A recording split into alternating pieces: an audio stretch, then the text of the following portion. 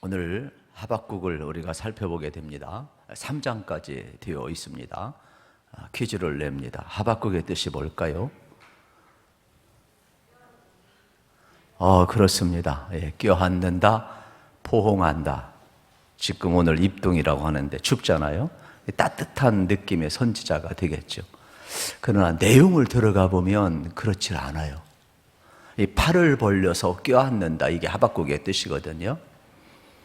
이 내용의 이면에 들어가 보면 시대의 아픔을 껴안고 고민한다, 이런 뜻이 있어요.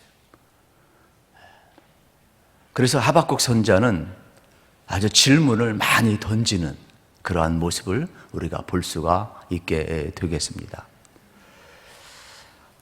배경은 우리가 잘 아는 이제 예레미야 선지자와 동시대 배경을 가지고 있어요.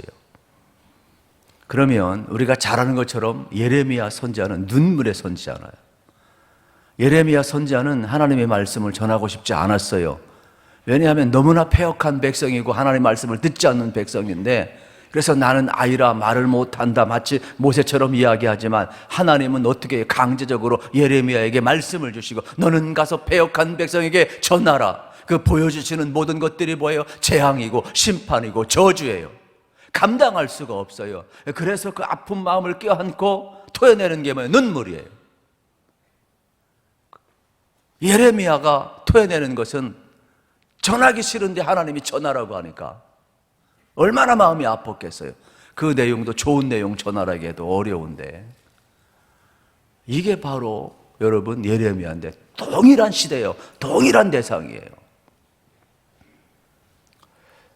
그리고 또 역사 속에서 보면 이제 요시아 왕의 세 번째 아들 여호와김 때 시대가 되겠죠. 이 시대를 상징하는 내용을 여러분에게 이제 예레미야서 26장을 좀 소개를 하면 이러한 내용이 나와 있어요. 36장 22절부터 26절이 되겠습니다. 요약을 하면 이러한 내용이에요. 이제 왕의 서기관 바룩이 이제 어떻습니까? 하나님의 말씀을 읽어줘요. 그러면 얼마나 타락했느냐면 이 두루마리 성경을 뺏어가지고 칼로 찢으면서 앞에 있는 화롯불에 집어 던지는 게 여호와김이에요. 이러한 시대에 여러분 생각해 보세요. 예레미야나 여러분 또 하박국이나 또 바룩이나 하나님 말씀을 전한다, 믿음을 지키고 산다, 정말로 어렵습니다.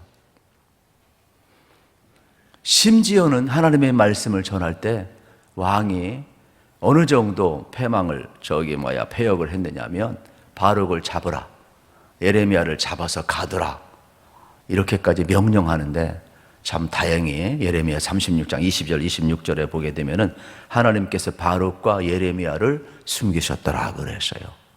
그래서 겨우 구사일생으로 이제 살아나고 이제 사명을 또 이어가고 있는 장면을 보게 되죠. 이러한 동일한 시대에 예레미야가 던졌던 질문을 똑같이 하박국이 던지는 거예요. 그래서 하박국서에서는 2절, 3절, 4절이 그 질문이고, 예레미야는 전체를 통하여서 세 가지 질문을 던지고 있어요. 우리도 그러잖아요. 우리도 신학교 다닐 때 왜 하나님은 유대인들이 죽어져 갈 때 히틀러에 의해서 600만 명이 죽어서 하나님은 어디 계셨느냐, 이런 질문을 던지거든요. 여러분 또 침묵, 앤더슈 샤크의 침묵 같은 걸 보면은 순교할 때 하나님이 어디 계시냐, 이런 또 질문을 던져요. 그러니까 질문은 잘 우리가 해야 되지만 잘못 질문을 던지게 되면 답이 없어요. 그래서 질문은 잘 던져야 되는 거예요. 그래서 정답보다 더 훌륭한 것은 좋은 질문이 정답과 같다, 이러한 내용이 있어요. 그래서 세 가지 이제 질문을 던지는데, 왜 하나님은 하나님의 백성을 고난당하게 그냥 놔두십니까? 이게 어제나 오늘이나 내일의 문제가 되겠죠. 역사 속에는 고난의 문제가 항상 있어요. 이 문제를 해결해야 되죠. 왜 하나님의 백성이 고난당하는데 하나님 왜 일하지 않습니까? 이러한 내용이 되겠죠. 두 번째 질문은 왜 하나님 기도에 응답하지 않습니까? 이토록 부르짖고 있는데 왜 하나님 더디십니까? 세 번째 질문은 하나님을 알지 못하는 악인들이 왜 득세하느냐고 이야기하고 있는 장면을 이제 보게 되는 겁니다. 그래서 지금 1절에 이렇게 이야기하는 거예요. 선지자 하박국이 묵시로 받은 경고라. 이 묵시는 말씀이라고 그랬고 계시라고 그랬어요. 이 경고라는 단어는 뭐냐? 짐이라는 단어예요. 무겁다라는 단어예요. 그러니까 하나님이 보여주신 계시의 말씀이 하박국 선지자에게는 짐처럼 무거운 내용이 되겠죠. 예레미야 선지자와 똑같은 거예요. 여러분, 우리가 하나님의 말씀을 받을 때 때로는 감당하기 어려울 정도로 여러분 이런 무거운 짐이 될 수가 있는 것이죠. 그러면서 이 질문을 던지는 거예요. 하나님, 어찌하여 왜 하나님의 백성이 고난을 당해야 합니까? 여러분, 왜 기도의 응답이 즉각 안 됩니까? 또 왜 악인이 득세하고 의인은 고난을 당해야 합니까? 이러한 질문을 던지고 있지요. 그렇기 때문에 이러한 계시를 받고 전달했을 때 되게 여러분 사명이 컸음을 우리는 이제 볼 수가 있게 되겠습니다. 믿음이라는 것은 무엇일까?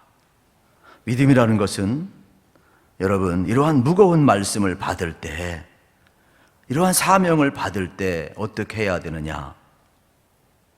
믿습니다도 믿음이 되지만은 이 문제를 가지고 하나님 앞에 나가는 것이 참 믿음이에요. 많은 사람들은요, 문제를 가지고 하나님 앞에 나아가지 못해요.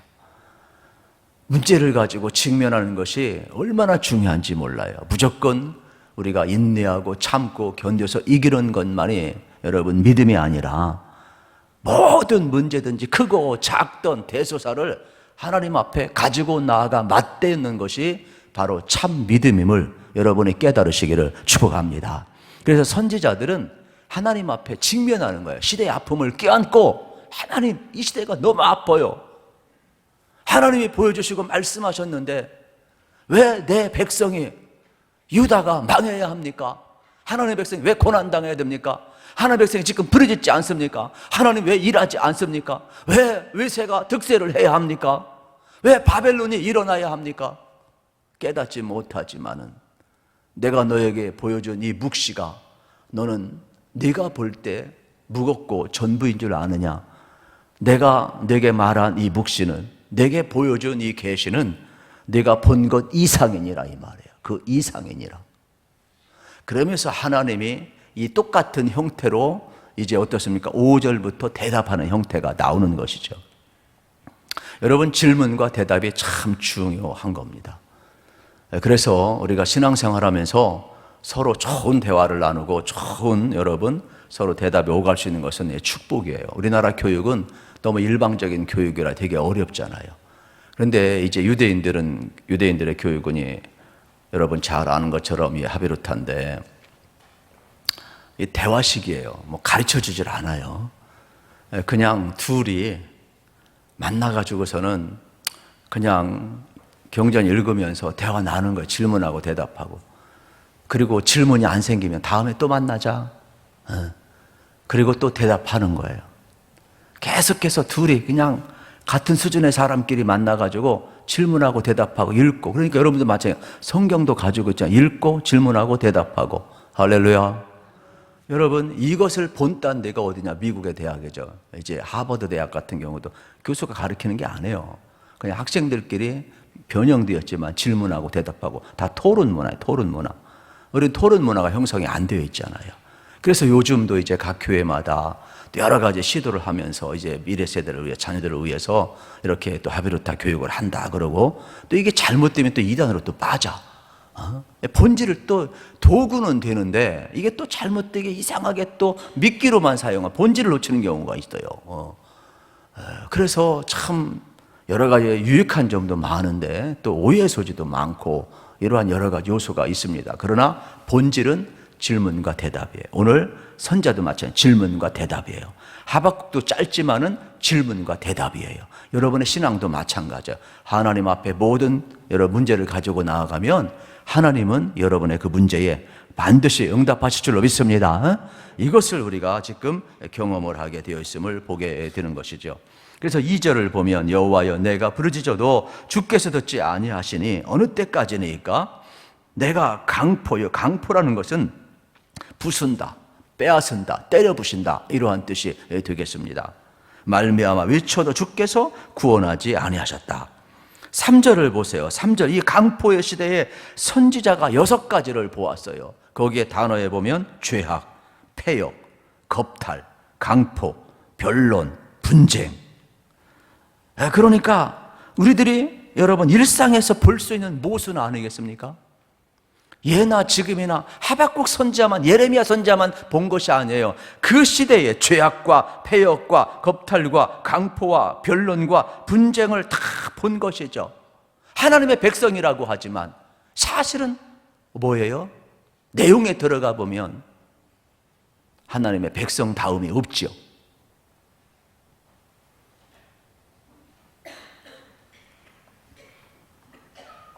그래서 하박국 선지자가 그 시대를 보면서 모순 앞에 힘들어하는 거예요. 되게 허무하잖아요. 그래서 4절에서 이렇게 이야기해요. 그 이유를 이러므로 율법이 해이하고 정의가 전혀 시행되지 못하려니 이는 악인이 의인을 애워쌌으므로 정의가 굽게 행하여 주민이이다. 이게 무슨 뜻이에요? 마비가 왔어요. 마비가. 어느 때 마비가 와요? 여러분 잘 보세요. 율법이 마비가 왔고 정의가 마비가 왔고 선지자들의 말씀을 선포하는 것이 끊어졌도다 이야기하고 있음을 이제 보게 되는 겁니다. 그러니까 예레미야 시대나 지금 하박국 시대나 하나님의 말씀이 전파되어도 듣지를 않아. 백성들이 마비가 되었어요. 하나님의 말씀이 마비가 되었고 여러분 정의가 마비가 되었고 율법이 해졌단 말은 하나님의 말씀이 마비가 되었다는 말이에요. 그러니까 이 6가지 여러분 3절에 있는 이 포악한 모습들이 그들 속에 보이는 것이죠. 하나님이 어떻게 눈 뜨고 보겠어요? 겨울 옷 입고 왔더니 더워 죽겠네요. 저 땀을 아주 뻘뻘 내고 있어요. 하도 춥다고 그래가지고 그냥 질이 겁먹어가지고 아주 옷을 벗을 수도 없고. 나 때문에 에어컨 틀면 안 되고 절대로 그러면 안 되고 빨리 끝내는 수밖에 없어요. 견디기가 힘들 정도로 덥네. 본질은 아니에요. 본질은 여러분들이 오해하지 마십시오. 하나님이 은혜 주시기를 바랍니다. 어쨌든 간에 예레미야나 하박국이나 같은 여러분 시대였기 때문에 왕이 하나님의 말씀을 버렸다면 백성들은 뭐 말할 것도 없죠. 그러니까 하나님의 말씀 두루마리를 찢어서 화롯불에 넣는 시대다. 이걸 어떻게 감당할 수 있어요? 말씀이 마비될 수밖에 없고 정의가 마비될 수밖에 없고 하나님의 뜻이 마비될 수밖에 없지요.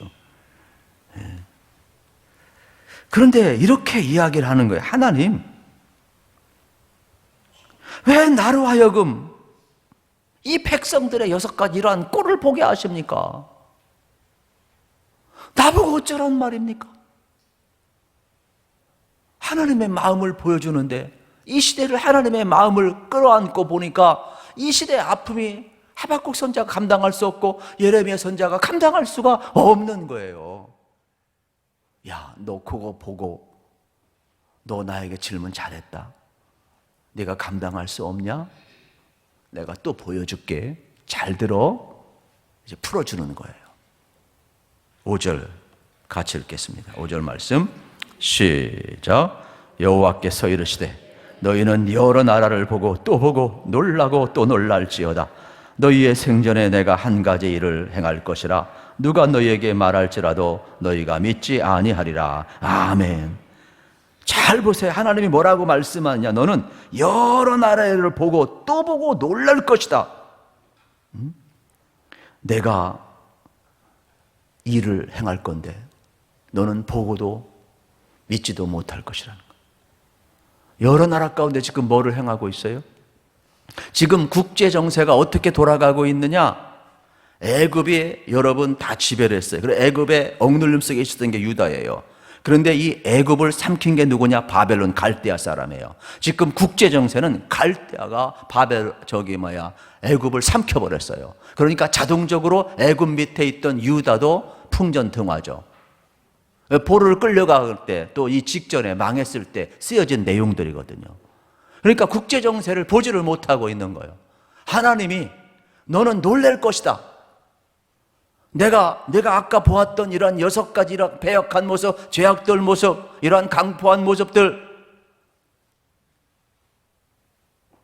왜 바벨론을 일으킨 줄 아느냐? 너는 꿈에도 생각하지 못할 것이다. 내 백성을 위하여.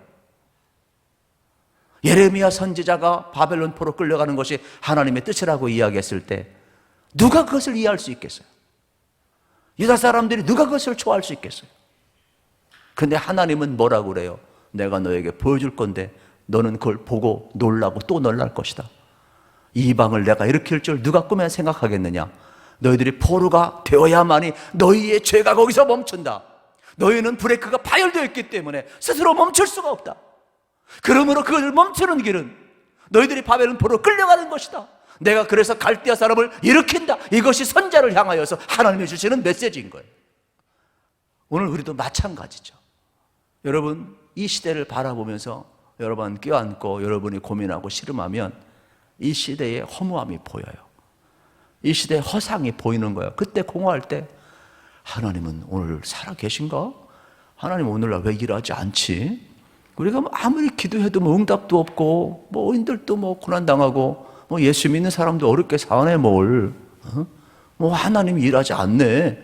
이렇게 하박국처럼 예레미야처럼 질문 던질 수 있지만 하나님은 뭐라고 그래요? 야, 너 질문 잘했다. 네가 보는 게 전부인 줄 아느냐?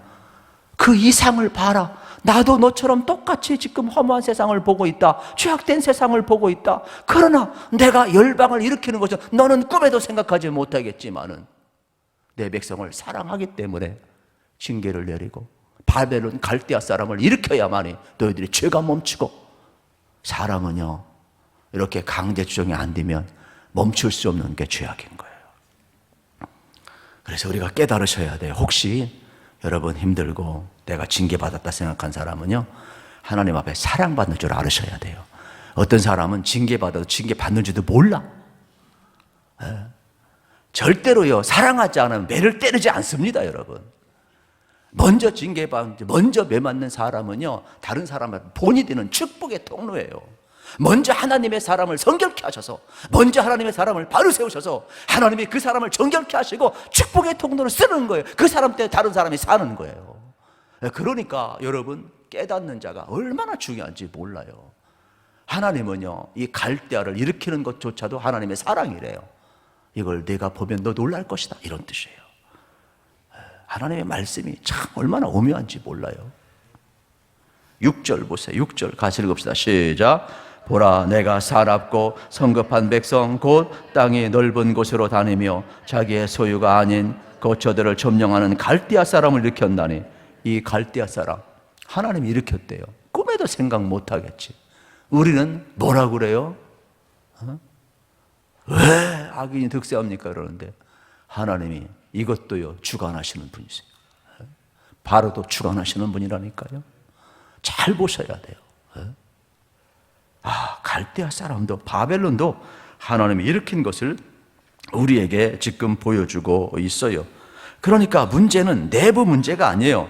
여기에 지금 3절에 보는 죄악, 폐역, 겁탈, 강포, 변론, 분쟁, 이러한 이 시대의 모순과 이러한 허무함이 문제가 아니라 지금은 더 큰 외세 갈대아 사람이 일어나서 이제 유다를 삼킬 것이라는 것이죠. 예레미야 예언이 이루어지는 거예요.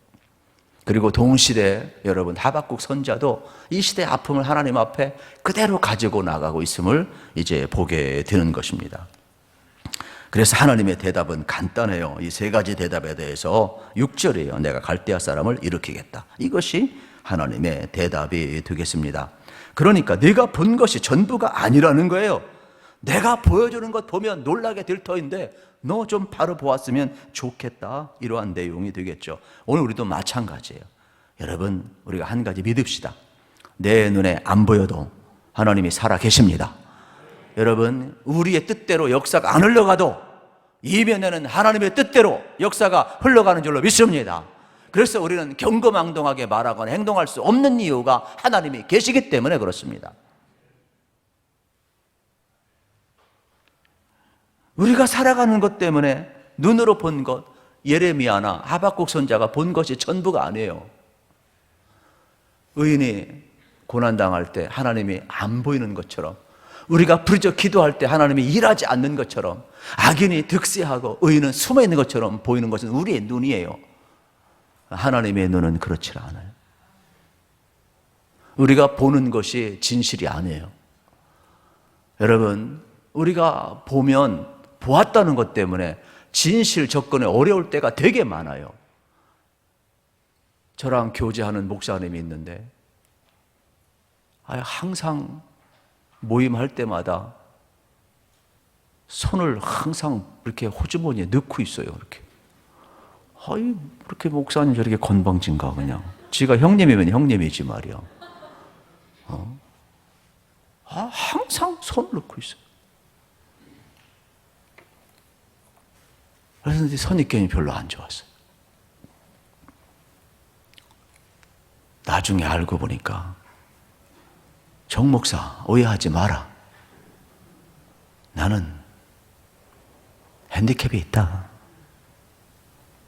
그래서 내가 항상 오해를 많이 받는데 나는 한 손밖에 없다. 그래가지고 이렇게 만들어가지고서는 이렇게 넣은 거예요. 바지를 이렇게. 그러니까 항상 한 손이 한 손. 근데 이제 모양을 만들어서 이렇게 해놨더라고요. 얼마나 민망해요. 그 뒤부터 되게 친해졌어요, 제가. 왜냐하면 내가 보는 것 때문에 그를 오해해요. 아주 지방에서 목회하시는데 남아무개 목사님인데 아주 훌륭하신 목사님이세요. 지금까지도 아주 교류하고 친하게 지내는데 이게 보이는 것 때문에 진실 접근이 되게 어려워요, 여러분. 그러니까 우리가 보는 것이 전부가 아니에요. 여러분이 이 시대를 볼 때 여러분이 보는 것이 보았기 때문에 전부가 아니에요. 그러니까 여러분 어떻게 했어요? 여러분이 본 것 때문에 함부로 말하면 안 되는 거예요. 본 것이 진실이 아니라니까. 다 이유가 있다니까. 저도요, 참 이게 안타까운 게 뭐냐면 이런 거예요. 이게 그냥 넘어갑시다.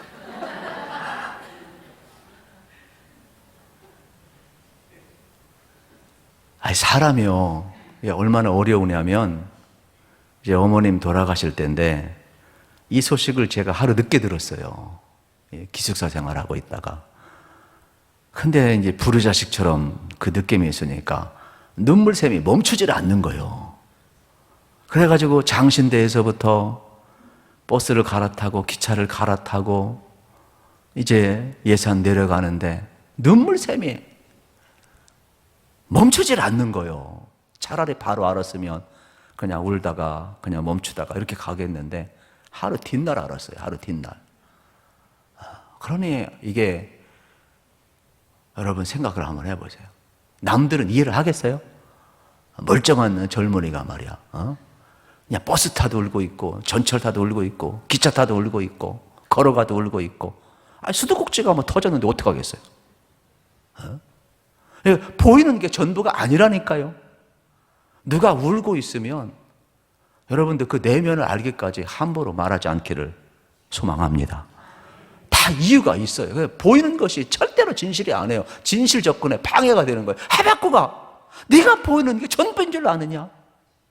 정말로 하나님의 백성이 고난당한다고 생각하느냐? 정말로 기도하는데 하나님 일하지 않는다고 생각하느냐? 정말로 네가 볼 때 악인만 득세한다고 생각하느냐? 하나님이 손 놓고 있는 줄 아느냐? 아니야.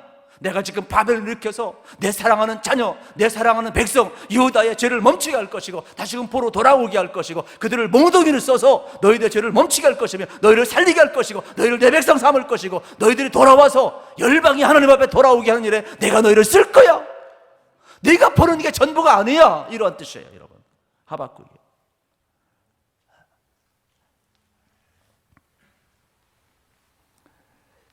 7절, 8절 읽겠습니다.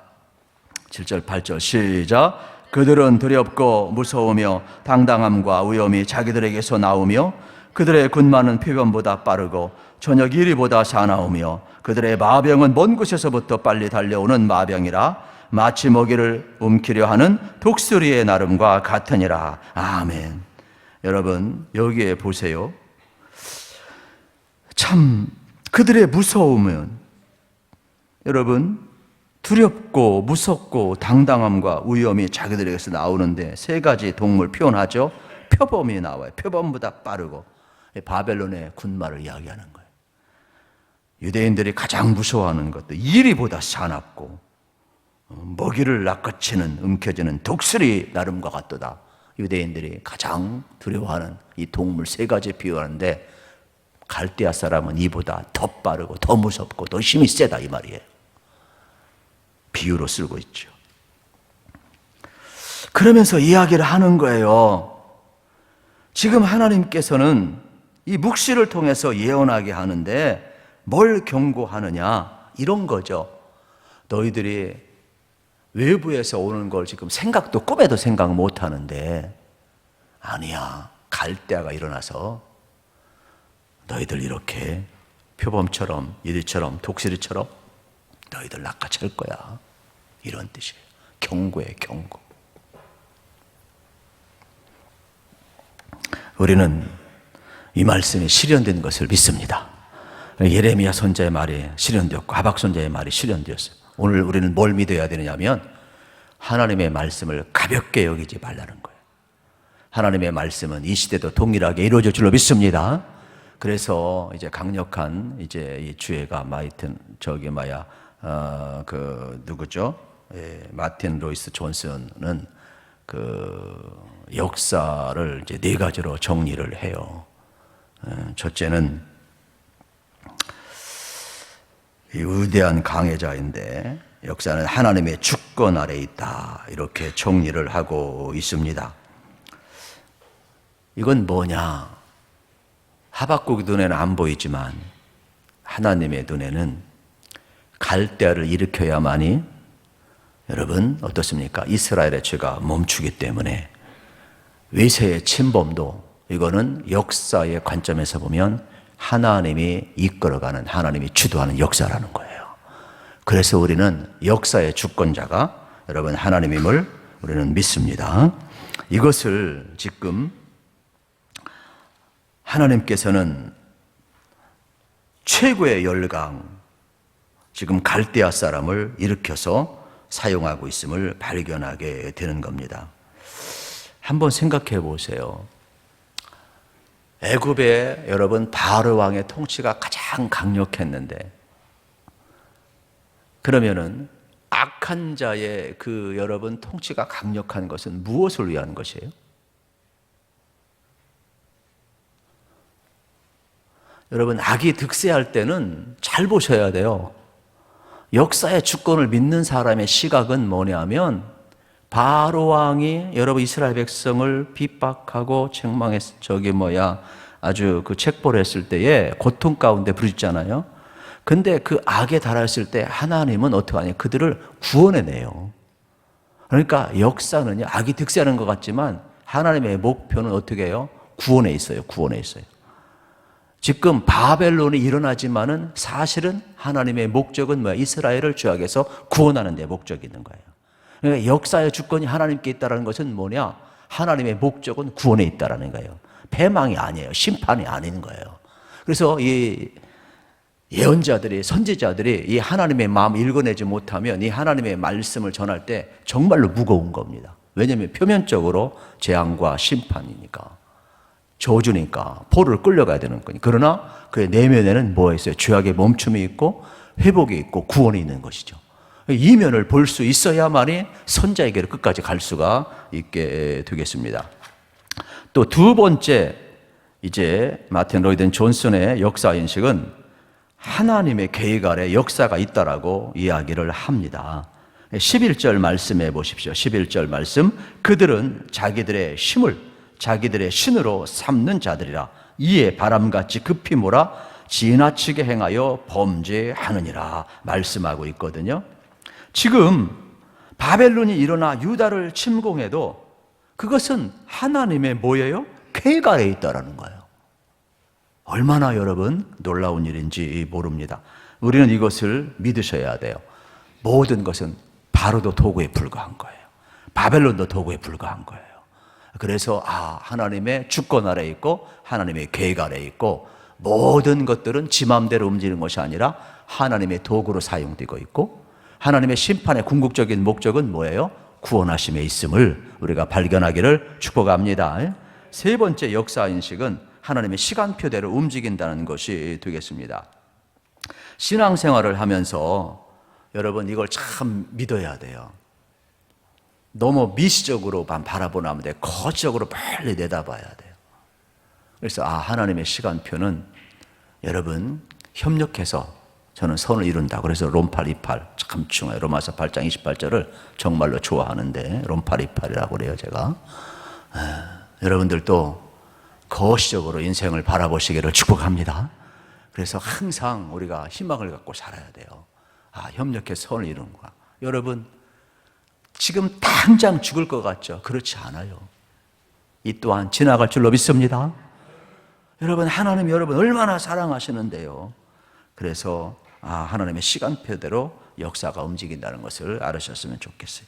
네 번째로 인간의 역사는 하나님의 역사와 불가분의 관계가 있음을 우리에게 가르쳐주고 있어요.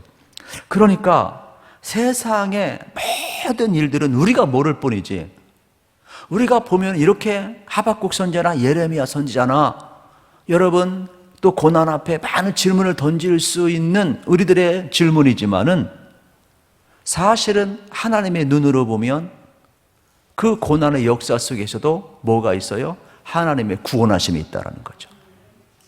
우리는 이해하지 못한 죄악을 멈추게 하고 하나님의 백성의 구원하심이 그 속에 있음을, 그래서 인간의 이 불가항력적인 역사 속에서도 하나님의 구원과 전부 다 연결되어 있음을 말하고 있죠. 저는 이걸 그대로 믿는 사람이에요.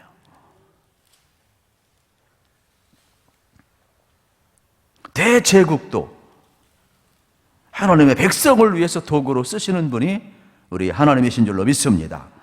하나님의 경영하심에 눈을 뜨게 되면 하박국 선지자는 더 이상 상황이 변하지 않는다 할지라도 그는 나는 노래하겠다는 거죠. 하나님의 눈으로 볼 때, 나의 눈이 아니라 하나님의 구원하심을 볼 때, 이런 역사인식이 있을 때 뭐라고 이야기해? 상황은 바뀌어. 우리는 상황이 바뀌어야 노래하는데 하박국 선지자의 위대한 점은 뭐예요? 그렇지 않아요. 상황이 바뀌지 않아도 나는 여호와로 인하여 기뻐하고 나는 여호와로 인하여 즐거워하고 여호와가 나의 힘이시라는 거예요. 내가 노래하겠다라는 거예요. 우리 하나님은 어떠한 하나님이냐? 내 눈으로는 안 보여도, 내 힘으로는 안 바뀌어도 우리 하나님은 하박국 선지자처럼 하나님을 믿고 나가는 자에게 이러한 노래를 부를 수 있도록 은혜를 주시고 준비하시는 분이에요. 여러분들이 하박국의 노래를 부를 수 있기를 축복합니다. 하나님은 반드시 하나님의 사람에게 그런 노래를 부르게 하셔요. 이것이 하박국의 간증이고 저의 간증이고 우리의 간증이 되어야 될 줄로 믿습니다. 그러면 우리 3장 16절 19절을 읽어보겠습니다. 하박국의 결론이에요. 노래예요. 같이 읽읍시다. 시작. 내가 들었으므로 내 창자가 흔들렸고 그 목소리로 말미암아 내 입술이 떨렸도다. 무리가 우리를 치러 올라오는 환난 날을 내가 기다림으로 썩이는 것이 내 뼈에 들어왔으며 내 몸은 내 처소에서 떨리는도다. 비록 무화과 나무가 무성하지 못하며 포도나무에 열매가 없으며 감람나무에 수출이 없으며 밭에 먹을 것이 없으며 우리의 양이 없으며 외양간에 소가 없을지라도 나는 여호와로 말미암아 즐거워하며 나의 구원의 하나님으로 말미암아 기뻐하리로다. 아멘. 여러분 잘 보세요. 16절 17절 상황은 바뀌지 않았어요. 창자가 흔들려요. 내 입술이 떨려요. 환난이 나를 기다리고 있어요. 여러분 생각해 보세요. 내 처소가, 내 몸이 전부 떨려요. 무화과나무가 무성치 못해 포도나무 열매가 없어요. 감람나무에 소출이 없어요. 밭에 먹을 것이 없어요. 우리의 양이 없어요. 외양간에 수가 없어요. 그러나 상황은 바뀌지 않아도 하나님이 모든 걸 주관하시니까, 하나님이 살아계심을 믿으니까 나는 여호와를 인하여 기뻐하고 즐거워하며 구원하는 말미암아 기뻐하리다. 할렐루야. 이게 우리가 부를 노래요. 상황하고 상관이 없어요. 오늘 이 고난의 시대를 살아가면서 우리들에게 이 노래를 준비하시는 하나님을 찬양합니다. 여러분들의 노래가 이 하박국의 노래가 될 수 있기를 축복합니다.